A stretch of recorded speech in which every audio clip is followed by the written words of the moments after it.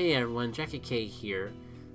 Not sure when it's gonna go up on the post video end, but I wanted a little break from Paper Mario Randomizer this week. And this is one of the things I've been meaning to do for a while. But if you don't know, I made a mod of the original Golden Sun for the Game Boy Advance called Sun Dawn of Djinn.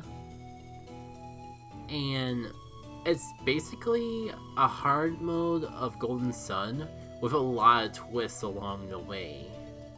If you're familiar with the stuff I said about Dark Star, or better yet, played it itself, this is kind of the Golden Sun equivalent to that. If you haven't seen me like showcase this in either trailers or videos, or seen the past 2 preview streams I did of it, oh, you're certainly in for a treat. And I haven't really thought about what I want to do with character names, so I just want to go with default, or I could do the funny thing that I've done for a lot of the trailers and test playthroughs, where I just scramble all the letters of every character's name until it makes a new name. Or I could do something a little more original. I'll be honest, I don't even remember what the original names were off the top of my head. I mean, it's different. I don't know if that counts as a name, though. It feels namey to me. But at least you can tell they didn't actually just misspell the name that way. Wait.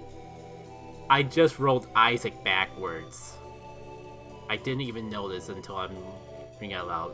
All the more reason to go with it as far as I'm concerned. And I'm kind of curious if the other characters' names I can get away with doing backwards too now. Probably not Ivan, because I kind of already have an idea what to do with him. Like, his mixed up name I always can't seem to remember properly. What does Garrett look like backwards, though?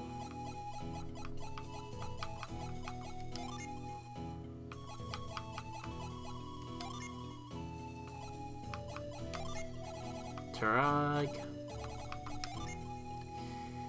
That's slightly better than what I've had before, so sure. No way. Oh my god. Ivan backwards is Navi.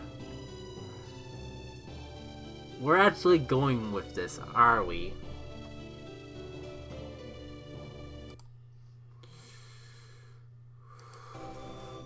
It's too perfect not to follow through with this dumb joke. And I even get to keep Mia as AIM. It's perfect. If I remember the combination off the top of my head, I could just do the whole... all the other party members too, but I would have to dig out my old Nintendo Power strategy guide to remember the full nickname, and it's not really relevant because they're all NPCs that they would just rename in Lost Age anyways. Now, I probably figure out what to do about this, because first thing you're noticing right off the bat with Dawn of Djinn is I have a few things beyond just messing around with text and dialogue boxes with that. For one, I'll admit, like, a lot of this stuff I didn't really do on my own. A lot of it was borrowed or copied, or whatever you want to call it, from other codes. Basically, how I did a lot of the features that you're going to see in this is I made a seed with the Golden Sun randomizer, but just left it completely vanilla, so there's not really anything changed with it beyond just giving me the options to add a couple of quality of life things to it. Like, for one, the cutscene skip, as you saw there, along with skipping the entire prologue, and we even skipped the Djinn tutorial as an unintended consequence of implementing the prologue skip. I might as well get like all the big differences of Dawn of Djinn out right away. especially those that are tied to using the randomizer as a base. As you can see, our depths actually started out with synergy right away. Some of it I added myself with messing around with classes. Other parts of it were things that were already part of the Golden Sun randomizer seed. Like the fact that we have growth, or the new equivalent of it, by default, along with a void. I guess one thing I can show off with a void right away is that, one, getting it off the bat is really neat. Two, it's unlimited. I can run around here forever and not run into an encounter.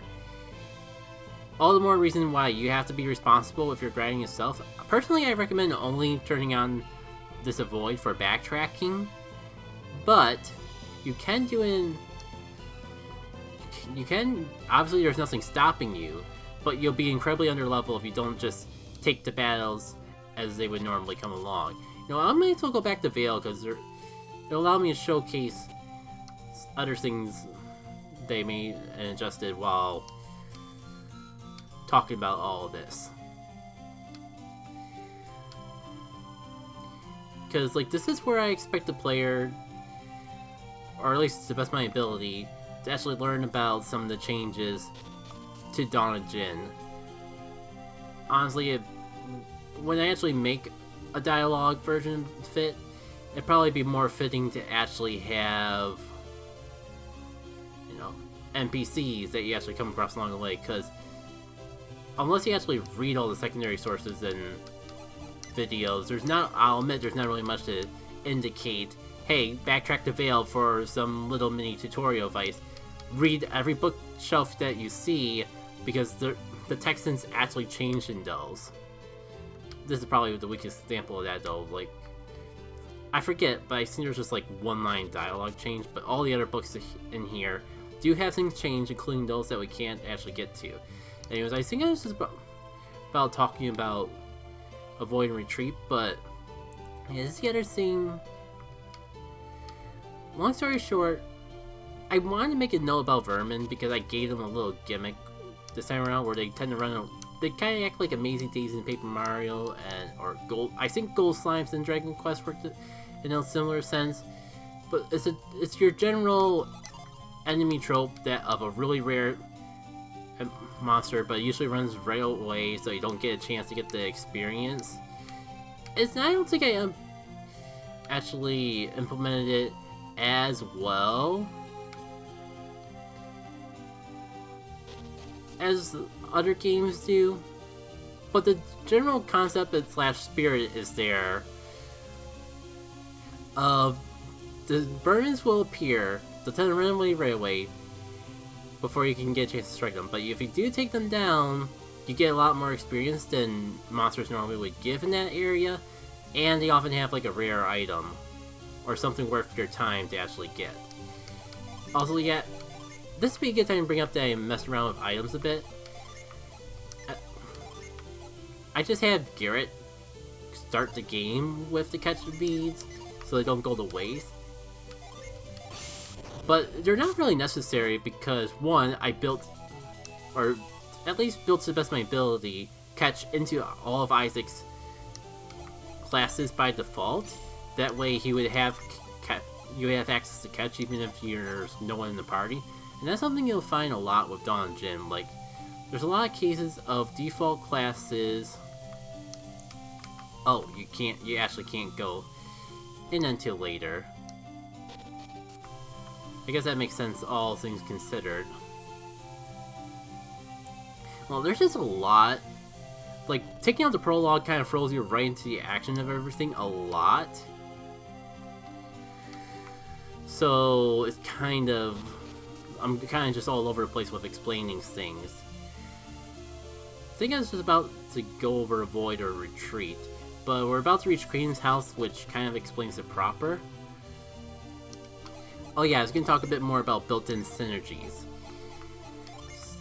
So, even without the catch bees equipped, 99% of the time you'll have catch in whatever class you happen to be in, and about 50% of that 1% of the time, you may not have catch, but you'll have a piece of synergy that does something similar. Oh, I forgot I could get that from here. It's kind of one reason I like to check those items. There's always something I forget even exists in like these pots and pans. I'm gonna come back to the Grand Djinn one. I want to start off with the books that explain Avoid and Retreat. Power Retreat, Vale can use this anywhere. In towns and dungeons, it warps you back to the entrance. I don't believe that you can warp to the start of a town in Vanilla Golden Sun. The big thing is that in the overworld, I would say basically, but it's more so literally fast travel. It'll make more sense once we get to more towns, but it's something that original Golden Sun really needed.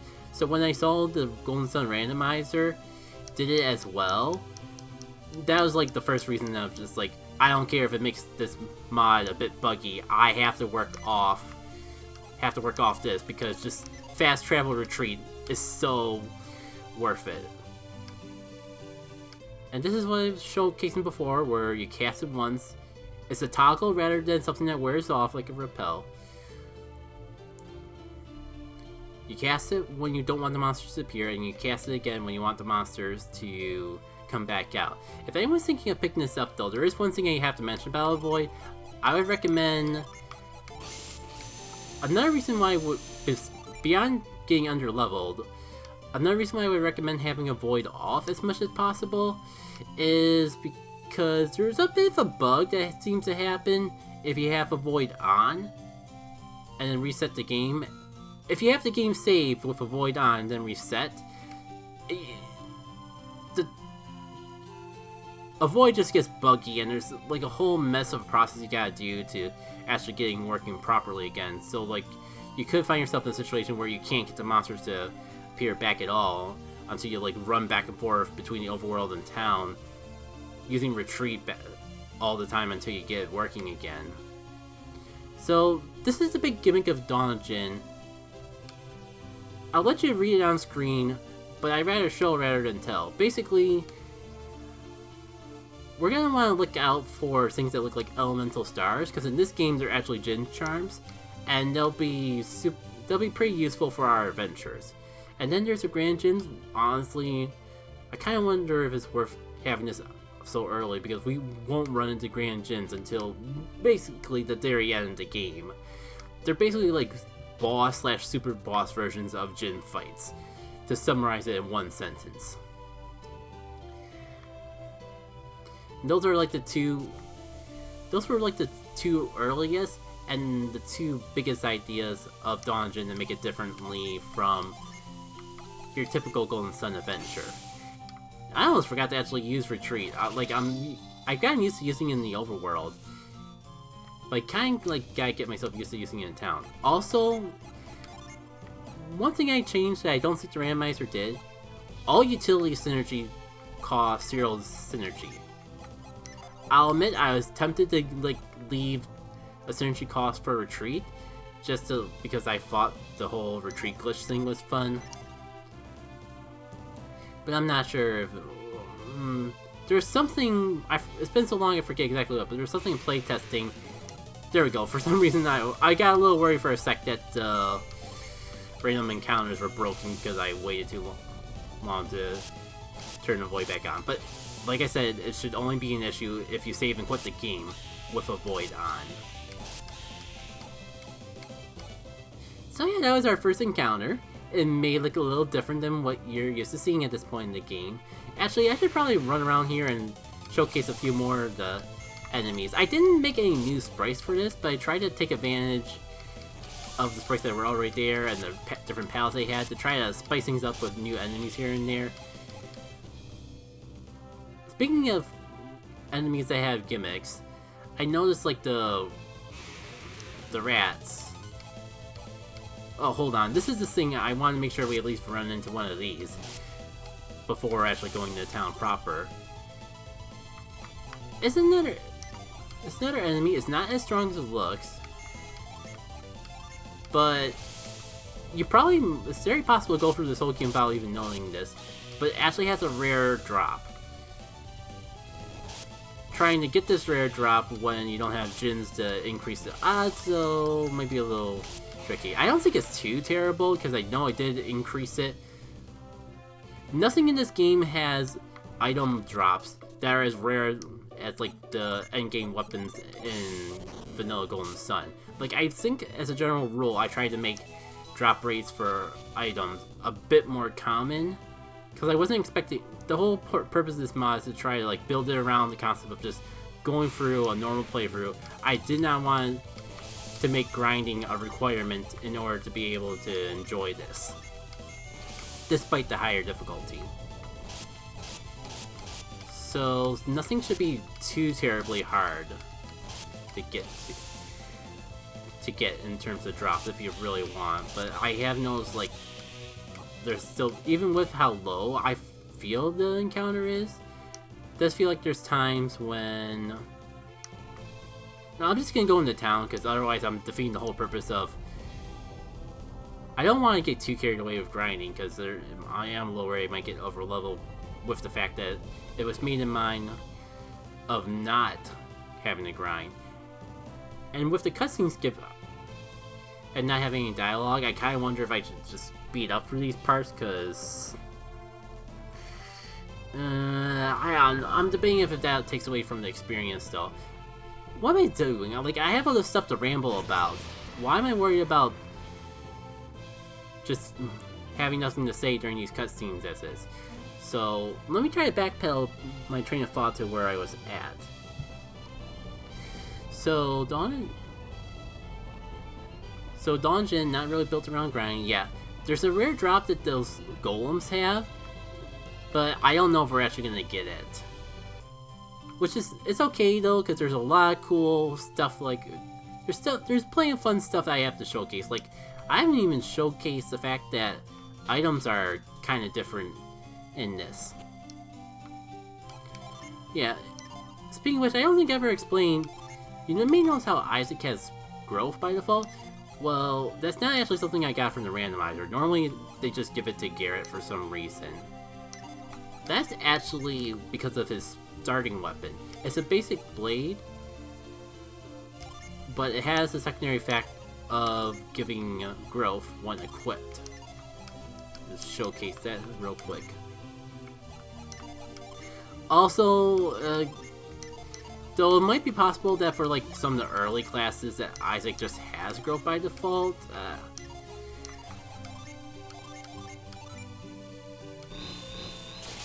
Okay. That's something to keep in mind for version 2. I did the buttons wrong, and I have it set to be something used when I meant for it to be an equipment that something that gives you synergy when you equip it. Now I'll have to remember to fix that later. But you get what I was trying to go with it as is. The fact that it gives you growth from equipping it. I figure I show this off now because I'm probably just gonna buy a better weapon at the shop here. Oh cool, we have enough for the bubble mitts. Yeah, and I think this will give me a good scenario as any to showcase another feature of Dawn of Djinn. So I sold the sword and it's in our artifact shop. So you may think that we don't have access to growth anymore, minus the fact we have plenty of access to growth anymore. If we go back to the item shop and check out the artifacts, I mean, for one, we could always buy that sword back at any time, but more so, why Golden Sun's inventory is so tight, and there's so... You're already, like, pressuring yourself to make... With the low inventory max, on top of the fact that equipment count towards that, inventory is probably one of the biggest flaws in Golden Sun. So I have the system in mind where you can buy and sell synergy items at any time. And if you accidentally sell something that you think you'll need later, you can just go back to town and rebuy it. But if you're an experienced Golden Sun player that, well, I mean, considering that it's kind of a hard mode, that's already assumed.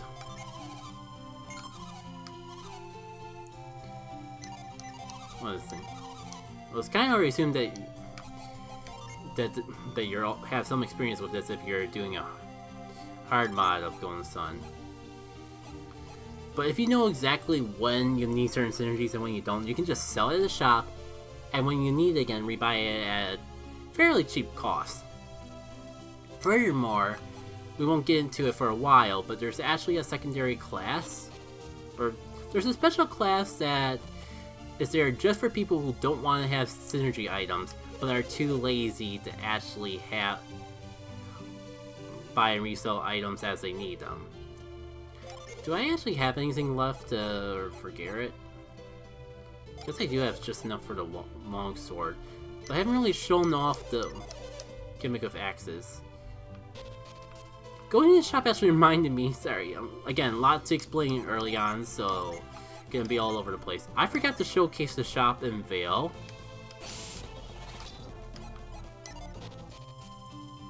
So let me do that real quick, because there's a little thing that, especially if this catches your interest, but it's been a long time since you last played Golden Sun, and you're not sure if the hardness of the game would be too much, I would highly recommend checking out this shop. I can't remember, I think it's under the armor, not the weapons, but yeah, you got two items here that will either bump up the difficulty if for some reason you don't find this hard enough as is, or bump it down to be a bit closer to your normal Golden Sun adventure. Like, it's kind of an artificial way to do it, because all it really does is, like, boost your stats on a multiplier, so your stats will be a lot closer. It gives you a stats boost to match the stats boost that I gave the majority of the monsters. Oh, I forgot that yeah, it also gives you a synergy, or do I have to actually just use it? Yeah, like if you really want a super casual experience, you can have this key and just restore your synergy after every battle. I made sure that you can restore it outside or inside a battle. That would make things too easy. Oh, that's right. You can't sell it because it doesn't cost any money, but you can just drop it like that. No, I should have just cured my synergy, then use that for the demonstrational sake. Oh. Let me get back to Vault, because that's where we're going to have the stuff that we really wanted to buy anyways. The casual key also appears. The casual key also appears in Vault here, so like if you find this game too hard and don't think to go back to Vale, which I wouldn't blame you if you don't think so, coming back here. By pure intentional design and not secondary effect of just overwriting an existing item, because I don't know how to actually edit these shops, the casual key appears here too. So like, if you really want to experience all the new things at Dawn of Djinn, but don't want the game to be harder than your typical Golden Sun experience, just buy a casual key for each of your party members and equip it. It's as simple as that. Actually, you know what? We've been keeping him waiting. Let's go pick up Ivan and then stop by the shop.